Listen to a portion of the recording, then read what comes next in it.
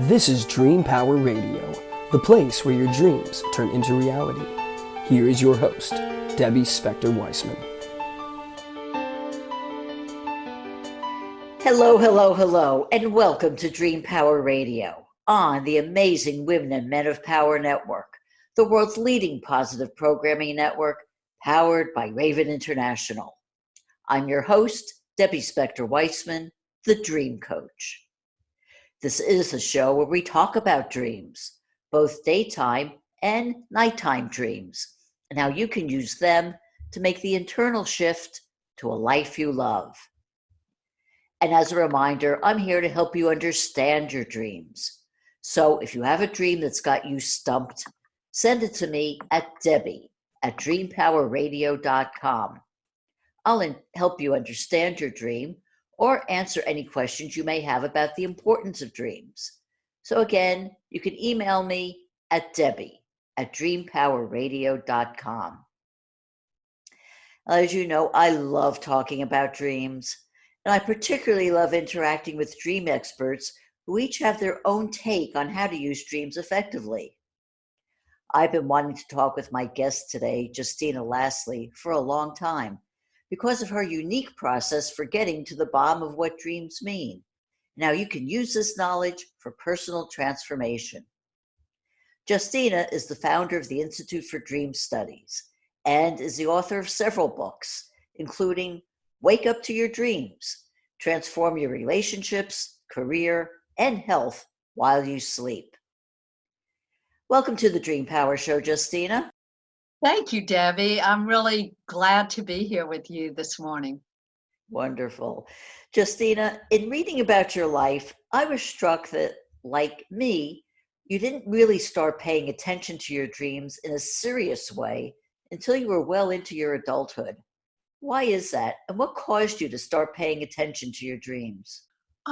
It was interesting because as a child, I loved my dreams, but I grew up in a family that was more analytical, engineering minded, and so more about facts and figures. So when I would come into the room with a great dream as a child, I remember there just wasn't any interest. It was like, let's talk about something important now.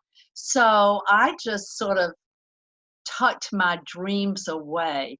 And it wasn't until I was, like you say, well into my adulthood, that I found out that dreams actually had meaning and people used dreams to find this wisdom within. So I had Jeremy Taylor, who I'm sure you are familiar with, and has written many books on dreams, and we lost Jeremy last year. But he came to Atlanta and spoke about dreams, and I was just blown away. And right after that, I joined a dream group that formed at my church, and that was the beginning of a new career and just a new life for me. I had learned everything about all kinds of inner work and gone to every workshop and read every book, and I could teach the courses, but I didn't get it. It didn't change me. And that was the moment I started seeing what was inside of Justina. Mm-hmm. So how have dreams impacted your life?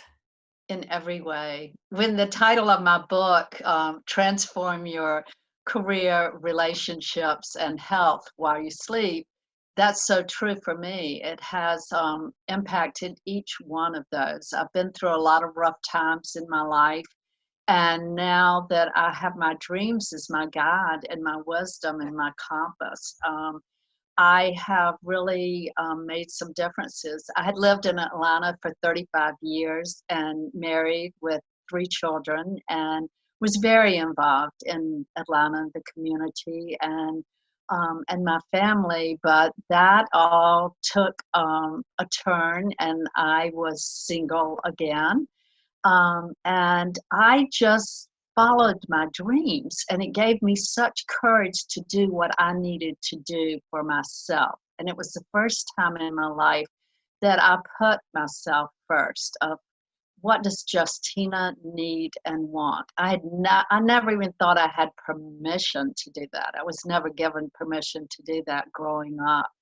And so my dreams have helped me find my work, my teaching in dreams, my work with people, coaching in dreams, helping them find their lives, giving me the courage to move into new relationships. In a marriage now, just celebrated my 10th anniversary, and I feel like it was so impactful, my dreams of leading me to the right person.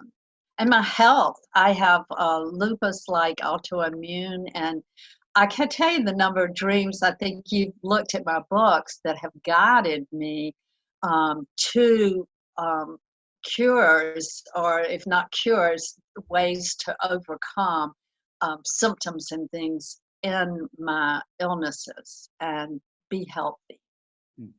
Well, Justine, it's one thing to have a dream and get insights from it that really, give you some guidance on what to do. But you did make some very major life changes, like leaving marriage, leaving a city, moving on to a new place, a new career. What gave you the courage to follow your dreams? I had never, I'd been successful. If people in high school or college told you about me, they would say that I was successful. I was a good student, I was a leader. But what was missing that allowed me to make really major change, like a move and out of a marriage and into another marriage and starting a career at 50 years old and things like that, was understanding who I was and believing in myself and thinking that I had the answers. Before I started paying attention to my dreams, I was all about learning from others. Like I'm sure I would, if I'd met with you, Debbie, I would think Debbie has all the answers for me in my life. And if I just find out what Debbie's thinking and what Debbie thinks I should do, then I'll have the right answer. And then I can work on that. But what my dreams showed me is that Justina had the answers for my life. And if I paid attention and if I looked closely, then I could gain courage, like you say, for my life. So that I would give my dreams all the credit for giving me courage to go to Siberia by myself and ride the Trans-Siberian train. I think back on that and I was like, how did I do that? And that was after my children were grown and in college, and I take off by myself after the end of my marriage, just metaphorically going into a snow-covered land. It was like a dream and a frozen land, and sort of thawing out what I had frozen over the years. That is amazing. Have you seen or noticed a change in the nature of your dreams over the years? I have. I go through cycles, of certain kinds of dreams and then other types. I was talking to someone this weekend who had just really not started following her dreams, but they have been really impactful, a young woman from New York. And she, I thought it was really interesting because right now her dreams are very, very vivid at the beginning of her realizing this is something she needs to pay attention to. And they're just really impactful. And that's sort of the way it was for me at the beginning of paying attention. The dreams knew that they had to be powerful and wake me up and really help me understand what was important for me to pay attention to. And then I go through periods where they really are, reflecting on my daily life more. And then I get a POW dream, just a simple dream, like I was dealing with a lot of health issues. And the doctors had done every test they could, and they'd just, turned me inside out, checking on things. And then I knew in in my mind that I probably needed to slow down a little bit. But I had a dream and it was so simple. And I woke up like, I couldn't believe it because these guys came, the police force came and said, here's, oh, I know, I need to tell you this. I had incubated a question before I went to bed, which I found very helpful. And I had said, what is it about my illness that I don't understand? And so these forceful police force come and they say to me, here's something you do know. You are under arrest. And I was so frightened because I was thinking, what have I done? This is just, I didn't do anything wrong. I mean, what's going on here? But Debbie, I was scared to death because I thought they were going to handcuff me and take me away. Well, when I wrote that down on my dream pad, I got it just immediately. You are under arrest. And somebody would say, well, that doesn't really impact. Oh, yes. Even though I had known, I changed everything that next day. I canceled things. When you hear it from a dream and you know it's coming from your really a source that cares about me more than anything, then I pay attention. And that's what happened to me that day. I changed and I really put rest into my schedule every day. Yeah, it's so important to listen to our dreams because in your case, your dream, it was the word play, the play on the word arrest, a rest. Yeah. That you were able to see that and see that so clearly that it did have such a profound effect on you. I'm wondering if you have a process for understanding dreams that you call dream synergy. Does this play into that, or how does dream synergy work? Absolutely. So, dream synergy, I wanted to get something that really narrowed down the focus. So, people sometimes don't pay attention to their dreams because they think it's so intangible. It's too big. How could I ever? And they are huge. I mean, I feel like you can take a dream and work on it, one dream for the rest of your life because it contains that past, present, and future of our lives. So, in working and writing my book, Wake Up to Your Dreams, I really wanted to make it simpler for people. I wanted people to not turn away from their dreams because they thought it was too hard. So, three aspects of dreams that I really focus on in the dream synergy process are characters, emotions, and beliefs. And characters, the way it helped me so much, when I started paying attention to all the characters in my dreams as aspects of myself, that's when I started seeing who Justina was and is.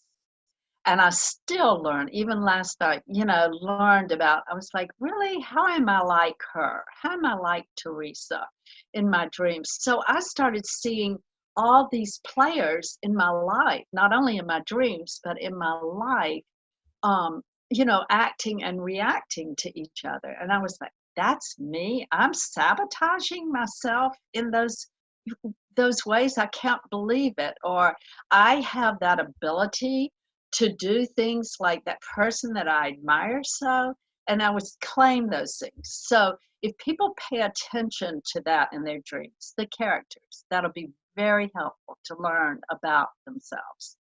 And the second is emotions. And the emotions came up after I'd worked in dreams for years. And years I thought, what is making a difference for some people and not for others? And so I started realizing that emotions, the feelings, the people claiming their emotions were really important in the dream. And that made a huge shift in people. And people don't like to do that. A lot of people, they are like, oh no, we don't need to talk about emotions. I'm like, oh yeah, we do need to talk about emotions. But that is the real powerful aspect. And of course, we could talk an hour or a day on just emotions. And the third one is beliefs. So after about 20 years of working on dreams, I started seeing that some people, the change happened and they sort of drifted back to not where they were, but they didn't keep moving and growing like they were. And I was, what is that? Why do some people keep moving forward and some don't? And I started realizing it was their belief system, like that they had not changed what they really thought about themselves, that they did not know that they were capable. They had always been told they were a loser, they were never going to succeed. So I started working, and people can see that in Wake Up to Your Dreams, the list of beliefs, and getting people to really pay attention to beliefs. And there's some more aspects, but I realize our time's limited. Oh, yeah. Well, I do want to get into a lot of that, but we are needing to take a little break here. So we are talking with Justina Lasley all about dreams on Dream Power Radio, and we'll be right back. When is a car not a car? When it shows up in your dreams. Cars are one of the most common dream symbols. If you don't know why you're dreaming about cars or any image, it can leave you confused or scared. But that dream could be a solution to a pressing problem, or an insight into a solution that's been bugging you for years. Go to my website and sign up for a complimentary discovery session, and I'll help you understand why a dream is a terrible thing to waste. Go to thedreamcoach.net for more information. Welcome back to Dream Power Radio with your host, Debbie Spector-Weissman. Yes, and welcome back to Dream Power Radio. I'm your host, Debbie Spector-Weissman, and we're talking with Justina Lasley all about dreams. Justina, one thing I wanted to ask you about was that using dreams to make changes in our life is so key. But you say in your book that one of the first steps toward making change is having awareness. And you actually have an exercise in the book that can help people create awareness by focusing in on objects. So could you go in that and explain how that works? Yes, I do think awareness helps us with our dreams, and dreams helps me with my awareness. I mean, it goes both ways. And this is something I'm so appreciative of now in my life, of really looking at life and the world metaphorically and symbolically. And so if we start just walking around in our life and getting more aware and looking at things, and everything has meaning. My teacup has meaning, and there's stories about everything. So if we start paying attention and looking to stories and things, I'm looking out the window and there's a fern, and I remember a dream about a fern, but they all relate back and forth to each other. What does the fern represent to me in waking life? And that will help me see what a fern represents to me when it happens in my dreams. So I just think that awareness is really important. And one thing about awareness, a lot of times people will come to me and they go, my dreams don't mean anything. They're just about what I did yesterday. They just repeat what happened the day before. But what I tell them is to look more carefully. And if I ask them, I say, well, so tell me the dream that you had that you think's a repeat of yesterday.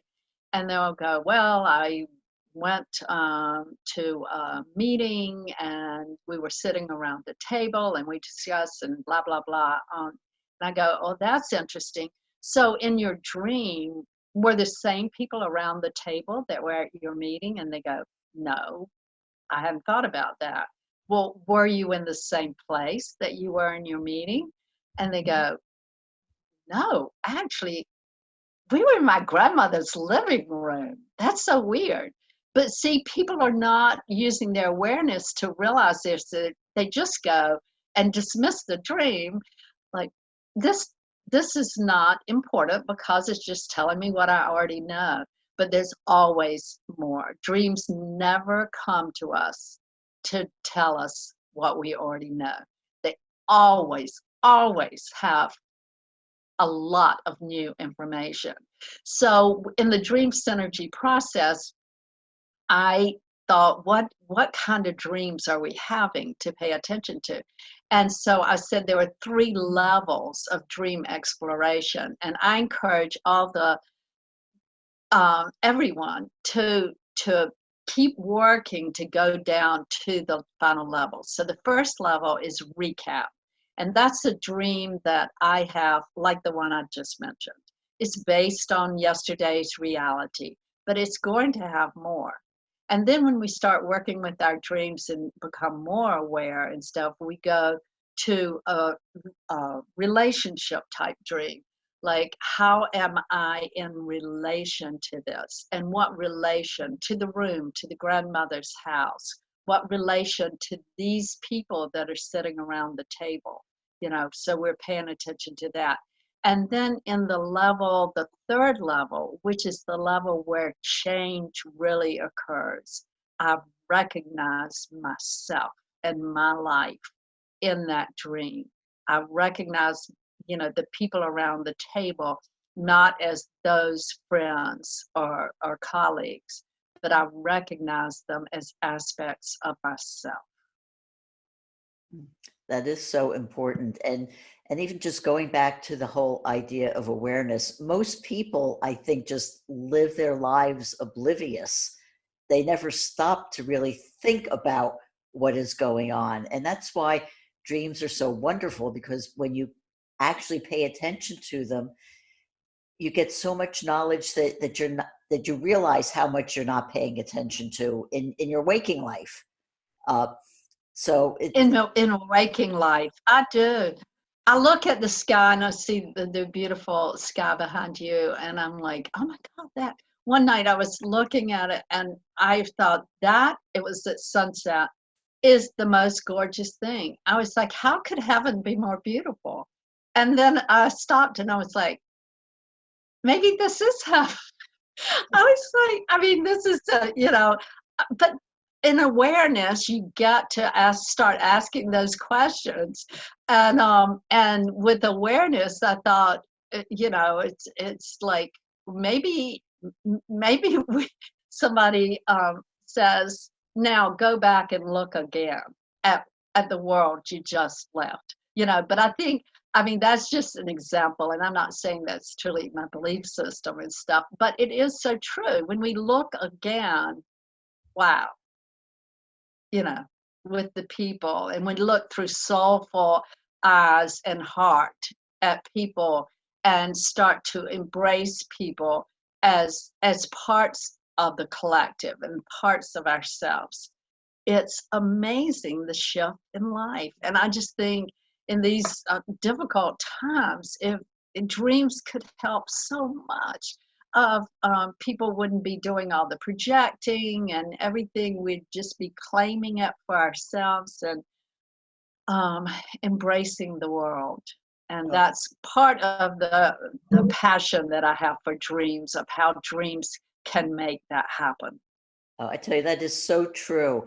But the unfortunate thing that I find is that a lot of people don't pay attention to their dreams because they do find them crazy and mysterious, and they don't really know what to make of them. And so they just, instead of trying to figure out what it is, they just dismiss it and say, oh, it's just a dream. It doesn't mean anything. So I want to talk to you about the whole idea of the symbols in dreams. We know that symbols are really very individual to the person having the dream. They don't often correspond to meanings that are there in the dream dictionaries that are out all over the place. Sometimes they can, but a lot of times they don't. You talk about creating your own dream dictionary. So can you explain how that works? Yes, I agree with you, Debbie, so much about that. The most important symbolism that we need to pay attention to is our personal symbolism. So for you, a fern, because I previously mentioned that, means one thing, and for me another. So you say that you grew beautiful ferns and they just were gorgeous, and your grandmother had ferns and your mother had ferns, and it's just a family tradition of growing ferns in your life. And then I could say that maybe I bought a fern one time and it died. And I'm like, I'm not good at growing ferns. Okay, so our experience with ferns is going to be different. So when a fern shows up in your dream, it will have one symbolism, maybe a family, of tradition, of success, of life and fullness. And with mine, but if that were my experience, then it has like, failure, feeling bad about myself. I let this die of death, a thing that could be beautiful dying. So yes, we have to pay attention to what it means ourselves. So I encourage in our students at the Institute for Dream Studies, they have to, as part of the program, they have to create their personal dream dictionary. And I suggest you can get one thing easy is to use a address book. So you got your A, B, C's, D's. You can start like that. A lot of times now with the ease of the computer, you can just create that on your computer and always add more. So when I have a dream, I try to take that word, whatever it is, a horse that just came to mind, and I put my own symbolism for horses, what my connection to horses, what they mean to me. Okay. And that would again be different for you. Well, I have some dream dictionaries, and some I like a lot better than others. But after I got my own symbolic meaning for horse in my personal life, then I might go to a dream dictionary, especially one that, like the Herder Dictionary of Symbols, that's going to give me mythology and things like that. Look at mythologically, historically, what are horses in our culture.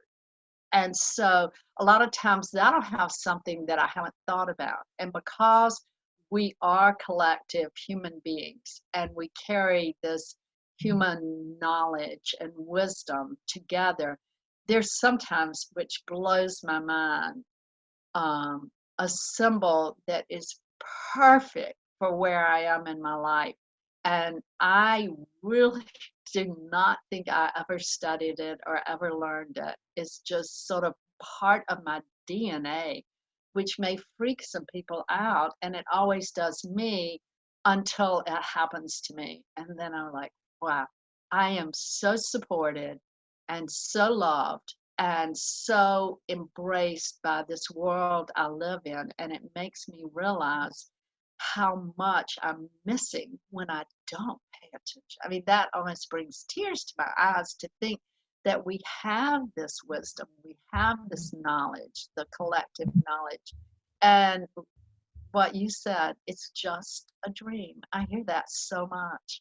And I'm like, oh my goodness, what does just mean?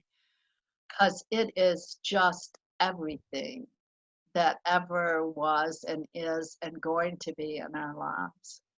Oh yeah. I mean, I wish that, we could get more people to not say it's just a dream, because or take the word out and just say it's a dream, and now let's talk about it, because it's a dream. So much, it's amazing. So it's a dream. to learn, even from the tiniest dreams. I mean, I'm one of these people. I do not, after all these years of remembering my dreams, I never have, I shouldn't say never, but very occasionally will I come up with one of these big, long, epic dreams. Most of my dreams are very short, sometimes just, brief images. I still get a lot out of them because I'm paying attention to it. And I can see so much, even in the tiny. I agree. So, and I urge that to people who say, well, I don't remember, but then I say, well, what did you think? Can you think of something? And they will think of maybe one image. And I said, good, start with that. because you just can Yes. so much from. Oh, absolutely, Debbie. I sometimes, because I do have long dreams, like pages and pages. Sometimes I wake up because I write my dreams in the night. I write notes because otherwise I wouldn't remember in the morning. But I don't turn on the lights or anything. I just take paper and fold it and put a pencil in it, put it under my pillow, and then I make notes in the night about what happened. And sometimes I'm amazed when I wake up. I'm like, did I write that? I don't even remember writing it in the night. But sometimes I will have 10 pages back and forth of my dream. But sometimes that makes it more difficult. And it's like the dream that I shared about under arrest. When I heard that's one sentence, here's something you do know, you are under arrest. And the power that one sentence had for me.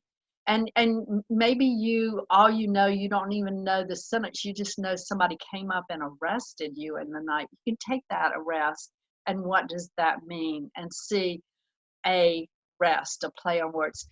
Dreams, one thing that's so much fun about dreams is they are playful. They really are. Don't you find that with the humor and stuff? Sometimes I'll have something that I know is reflecting on something so serious in my life.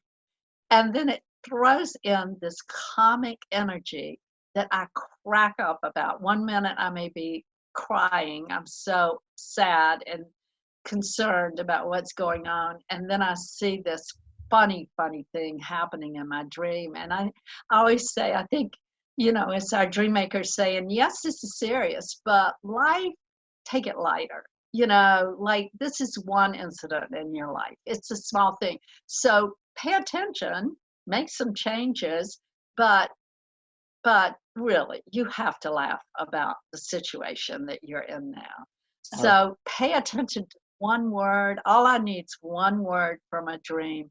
Pay attention to your long dreams, your short dreams, your old dreams. And one thing, talking about make a change, one of the things for Dream Synergy that I came up with is the sort of motto of Dream Synergy.